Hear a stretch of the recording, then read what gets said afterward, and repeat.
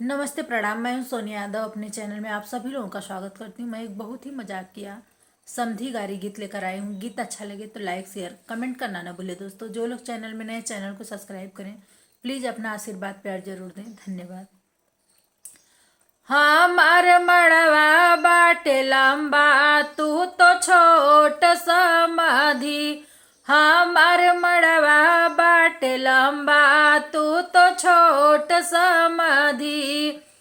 छोट समाधि बड़ा मोट समाधि। तू तो छोट समाधि, तू तो मोट समाधि। हमार मड़वा बाटे लंबा, तू तो छोट समाधि। हमार मड़वा बाटे लंबा, तू तो छोट समाधि।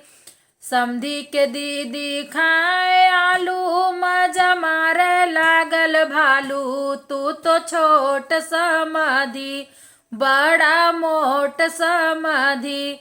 हमार मड़वा बाटे लंबा, तू तो छोट समाधि। हमार मड़वा बाटे लंबा, तू तो छोट समाधि। हमार मड़वा बाटे लंबा, तू तो छोट समाधि। समधी के बुआ खाए गोभी, मजा मारे लागल धोबी। तू तो छोट समाधि बड़ा मोट समाधि।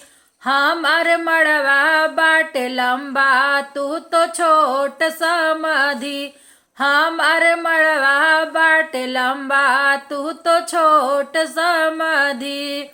समधी के दीदी खाए लाई, मजा मारे हमार भाई। तू तो छोट समाधि बड़ा मोट समाधि। हमार मड़वा बाटे लंबा, तू तो छोट समाधि।